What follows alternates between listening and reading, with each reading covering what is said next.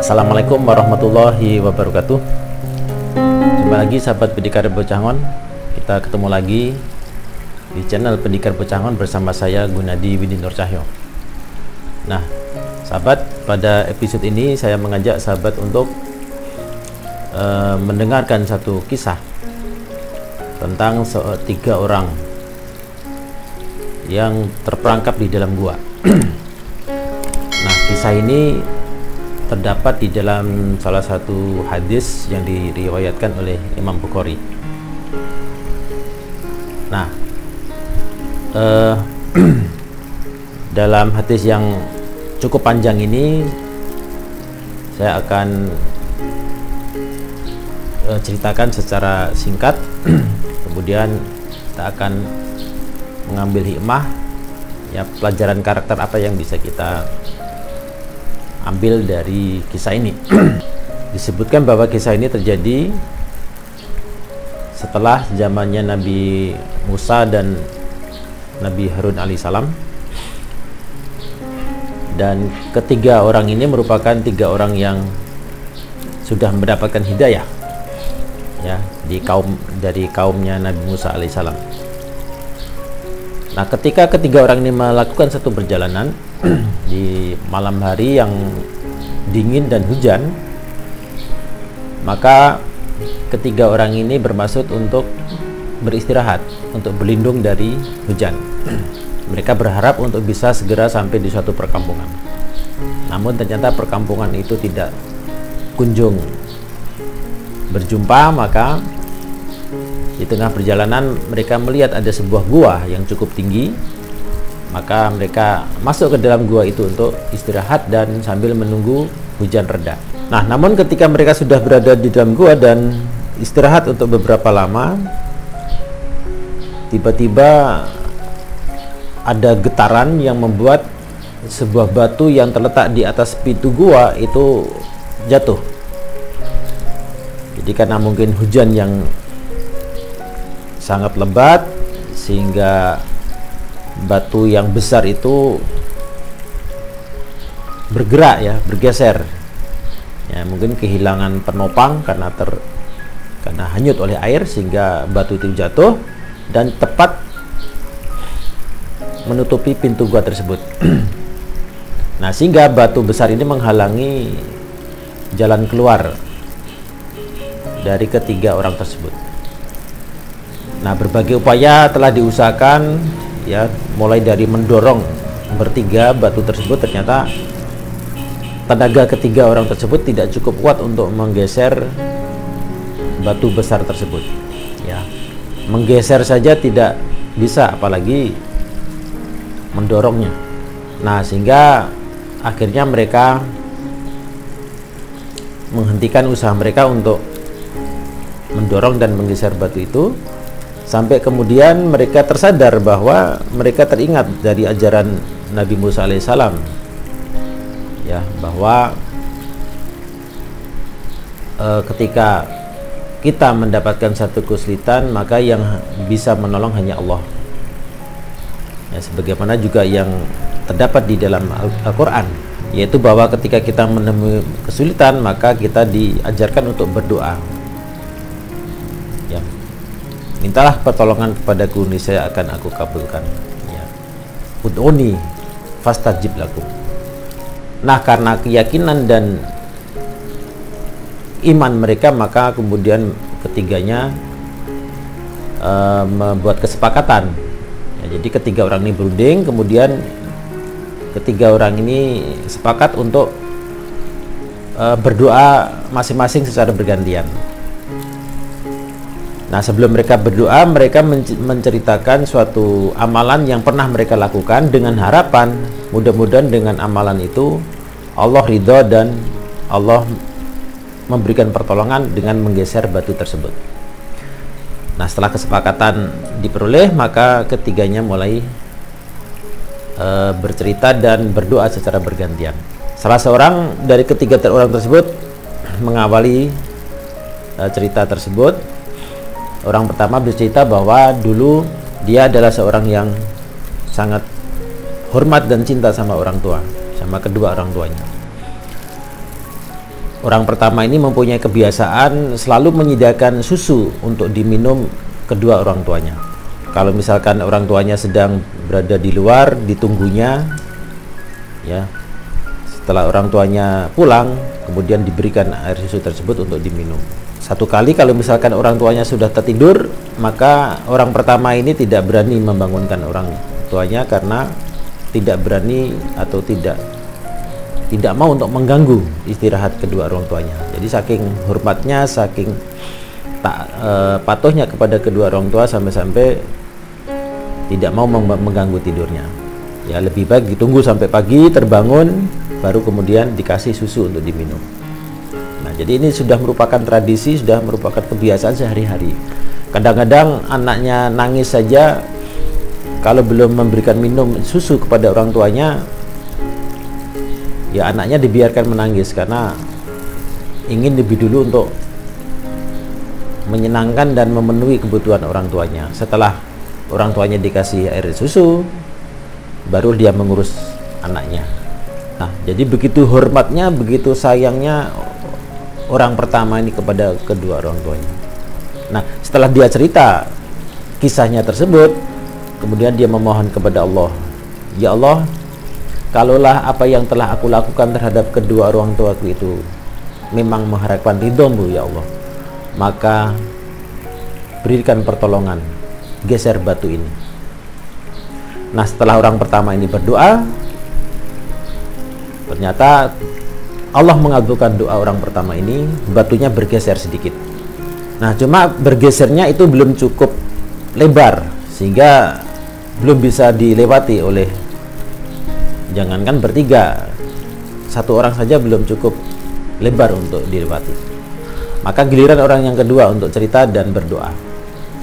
Nah, giliran orang kedua, dia cerita bahwa dulu dia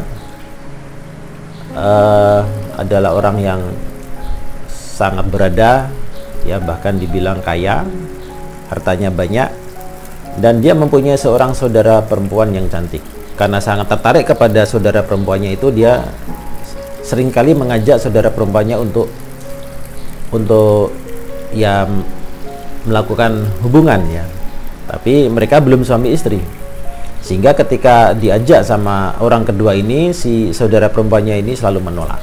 Kadang-kadang sampai dijanjikan untuk dikasih uang banyak, tujuannya supaya perempuan itu bisa atau mau diajak untuk berhubungan. Ternyata walaupun diiming-iming oleh harta, si wanita atau saudara perempuannya itu tetap tidak mau diajak untuk berhubungan karena memang belum menikah dan belum bersuami istri. Nah, lama-lama pemuda ini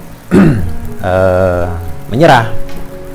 Nah, sampai suatu kali si saudara perempuannya yang cantik ini meminta pertolongan karena ada kesulitan. Minta pertolongan, mungkin pinjam uang, ya, untuk biaya hidup. Dan karena orang kedua ini memang orang kaya, maka dia bersedia untuk membantu, tapi dengan syarat. Jadi orang kedua ini mau ngasih bantuan kepada saudara perempuannya itu, tapi dengan syarat agar mau diajak untuk berhubungan layaknya suami istri. Nah, ternyata kali ini saudara perempuannya ini mau, ya. Jadi saudara ini bukan saudara kandung, ya, jadi bukan kakak adik maksud saya. Jadi, tapi masih ada hubungan saudara. Kemudian orang yang kedua ini merasa senang karena wanita yang dia cintai itu akhirnya bersedia untuk diajak berhubungan. Nah, maka kemudian mereka berdua pergi ke satu tempat. Dan ketika mereka sudah mulai berdekatan dan hampir melakukan hubungan layaknya suami istri, tiba-tiba si wanita ini berbisik, takutlah kepada Allah. Seketika si laki-laki kedua ini, orang yang kedua ini mendengar bisikan wanita itu tersadar tiba-tiba dia tersadar bahwa dia telah melakukan suatu perbuatan yang salah. Dia ingat bahwa perbuatan yang akan dia lakukan itu adalah perbuatan dosa karena berzina. Maka kemudian tiba-tiba orang kedua ini meninggalkan wanita tersebut sehingga tidak jadi untuk melakukan hubungan. Nah, itu kisah yang diceritakan oleh orang kedua tersebut kepada kedua temannya. Nah, setelah orang kedua ini cerita, kemudian dia juga minta atau berdoa kepada Allah, ya Allah, sesungguhnya apa yang aku lakukan dengan meninggalkan wanita itu dan tidak jadi melakukan hubungan ini semata-mata karena mengharapkan ridho-Mu ya Allah. Dan untuk itu ya Allah, kalau Engkau memang ridho, maka berikan pertolongan, mohon geser batu ini. Nah, begitu orang kedua ini berdoa, tiba-tiba batu tersebut bergeser. Tapi itu pun juga belum cukup untuk bisa dilewati oleh ketiga orang tersebut. Ini masih terlalu sempit. Maka giliran orang yang ketiga. Jadi orang ketiga dipersilakan untuk cerita. Maka ceritalah orang yang ketiga. Orang ketiga ini kemudian cerita bahwa dulu dia punya banyak karyawan atau pekerja, dan salah satu pekerjanya ini pergi begitu saja tanpa mengambil gajinya, berhenti dari pekerjaan dan pergi ke tempat yang jauh tanpa mengambil haknya, tanpa mengambil gajinya. Maka orang ketiga ini kemudian bermaksud untuk mengembalikan gajinya tersebut, tapi karena tidak bisa menemui pegawainya tersebut, maka dia tidak jadi mengembalikannya. Nah, kemudian dia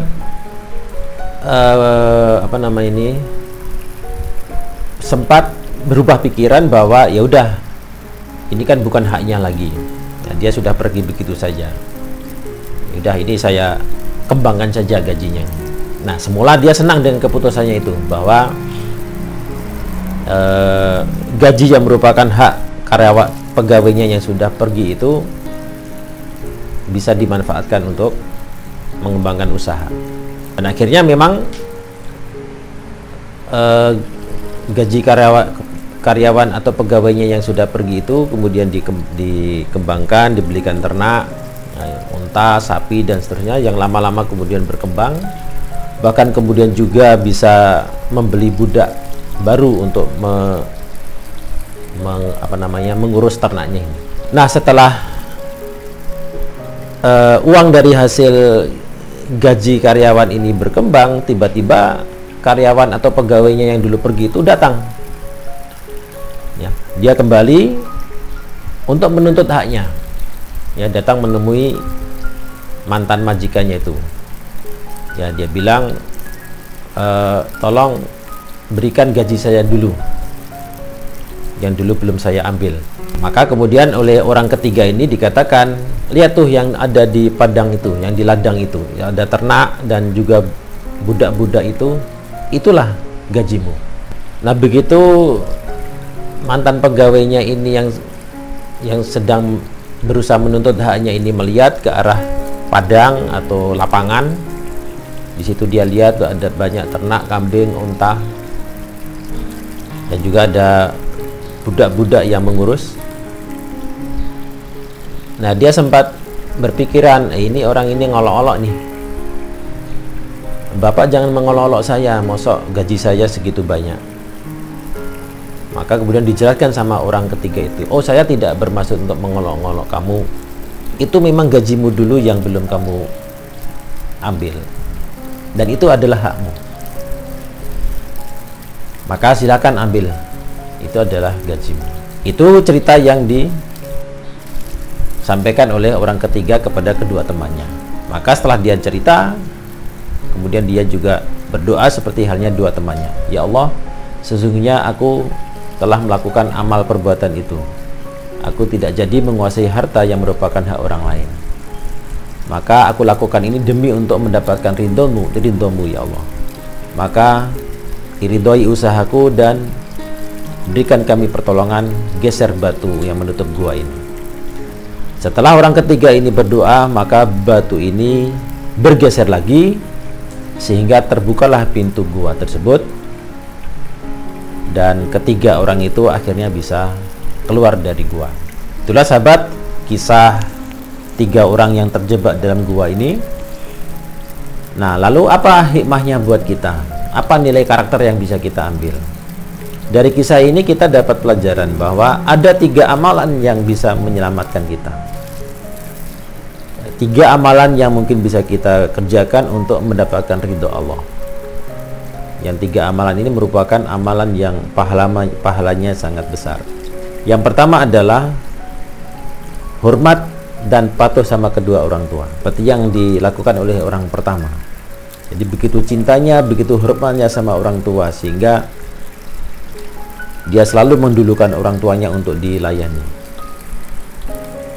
Setelah orang tuanya dilayani, baru dia layani istri dan anak-anaknya. Dia penuhi kebutuhan orang tuanya dulu, baru dia penuhi kebutuhan istri dan anak-anaknya.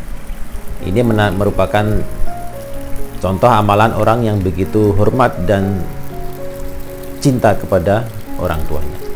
Nah, amalan yang kedua adalah orang yang mampu mengendalikan nafsunya. Bahkan ketika godaannya begitu besar, ya peluang untuk melakukan maksiat itu begitu dekat, dia mampu menolaknya, dia mampu untuk membatalkannya.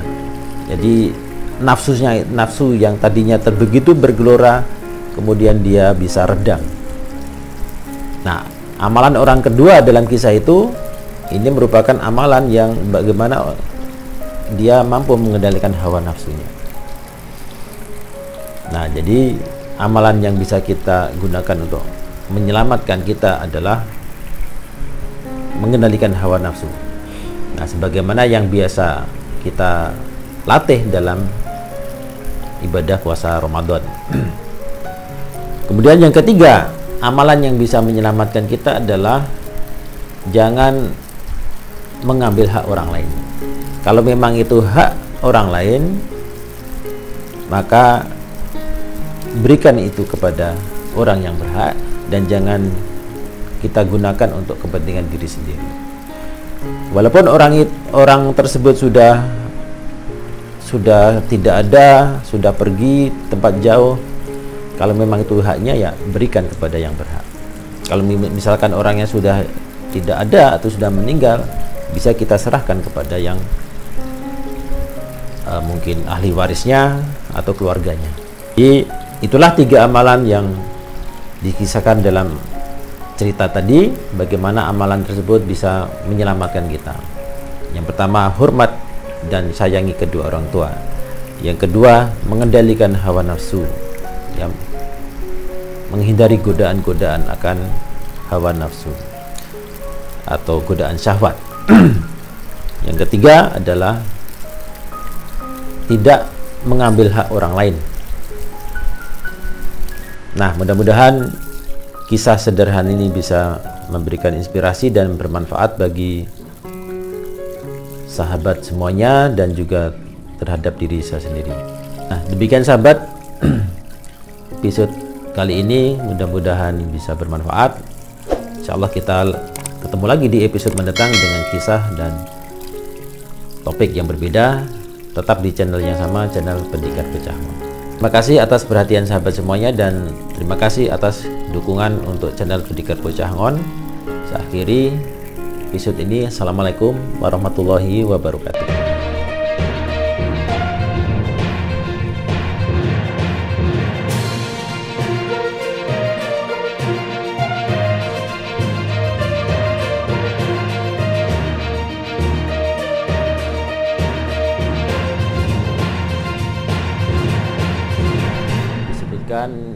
Kisah ini terjadi setelah zamannya Nabi Musa dan Nabi Harun alai ulangi.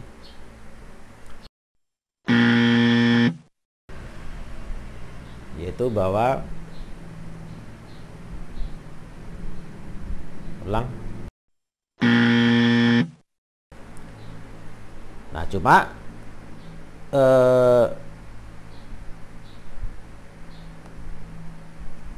lupa. Nah, orang dor.